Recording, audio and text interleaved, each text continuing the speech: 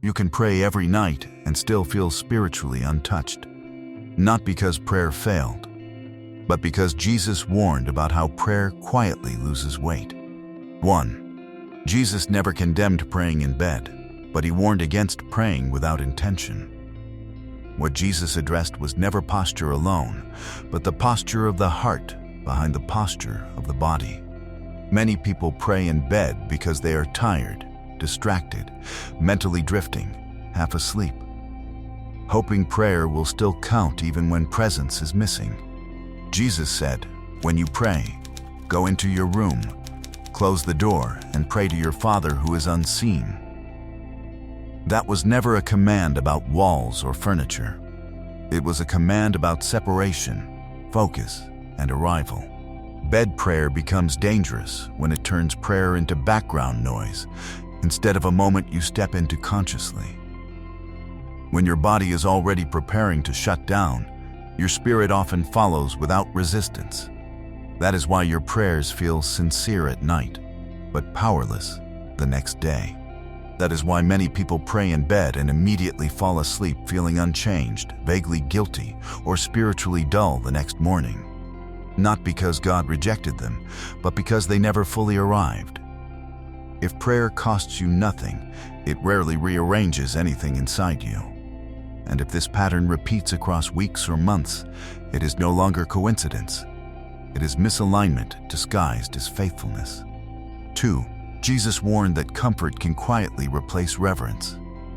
The bed is a place of rest, but it is also a place of comfort, distraction, emotional escape, and habit.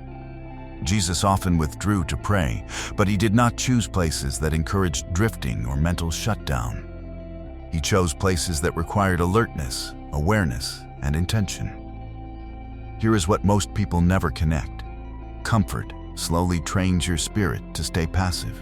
Over time, prayer becomes something you do instead of something you enter. Words are spoken, but the inner posture remains unchanged. Comfort lowers spiritual resistance without announcing itself. It softens urgency. It dulls reverence. Jesus never modeled prayer as a convenient add-on to life. He modeled it as a deliberate act that demanded attention, presence, and sometimes physical effort. Prayer that never interrupts comfort rarely confronts anything that needs to change. 3. Jesus addressed timing, not just location. Jesus prayed early in the morning, late at night, and before moments that would shape his entire mission. He did not reserve prayer for moments of exhaustion. Bed prayer often happens after the day has already drained everything out of you. By then, focus is thin, discipline is weak, and the mind is fragmented by unresolved thoughts and emotional residue. Prayer becomes the last thing instead of the first thing. And when prayer becomes an afterthought, it slowly loses authority in your life. Many people pray faithfully, but always when they are already empty. They bring leftovers instead of attention. That is why prayer feels faithful, but never authoritative. If prayer suddenly feels harder in bed than anywhere else, if clarity comes slower there, ask yourself honestly why that is. 4. Jesus warned against mixing prayer with distraction. The bed is not neutral. It carries habits, phones, scrolling, replaying conversations, planning tomorrow, emotional processing. When prayer enters a space already filled with stimulation, it competes instead of leading. Jesus said you cannot serve two masters, and that principle applies here as well. Prayer cannot deepen where attention is divided. This is why some prayers feel rushed, repetitive, or strangely hollow, even when the words sound sincere. Not because the words are wrong, but because the environment is loud. The mind is already occupied. The body is already drifting. And over time, your spirit learns to expect very little from prayer in that place, because it has never been trained to arrive fully there. 5. Jesus showed that prayer changes posture before it changes outcomes. Throughout Scripture, posture matters because it trains the heart before it trains the mind. Kneeling, standing, lifting hands, walking while praying. These were never empty rituals. They were signals. When you change posture, you tell your body that something matters now. Bed prayer removes that signal entirely. It tells the body nothing has shifted, nothing is urgent, nothing requires attention. Jesus warned about praying in ways that look spiritual, but require no inner movement or decision. And when the body is never interrupted, the soul rarely follows into surrender. This is why many people feel spiritually stuck while still praying daily. They never disrupt their own comfort long enough for transformation to begin. 6. Jesus never said prayer must be loud, long, or dramatic, but he did say it must be real. Praying in bed becomes powerful only when it is intentional, awake, and surrendered.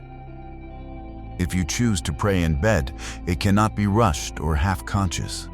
It cannot be passive. It must be entered fully with awareness. Otherwise, it becomes habit without weight. Jesus warned against empty repetition, not because repetition is wrong, but because emptiness is. When prayer costs no focus, no alertness, and no decision, it rarely reshapes the inner life. The body remains at rest, but the spirit never fully engages. Over time, prayer becomes something you finish instead of something you enter. And here is the quiet danger most people miss. They assume God is silent, when in reality they were never fully present. Presence invites response, absence invites routine, and routine slowly replaces reverence without announcing the shift. 7.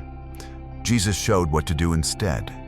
He showed prayer that interrupts comfort, creates focus, and invites surrender.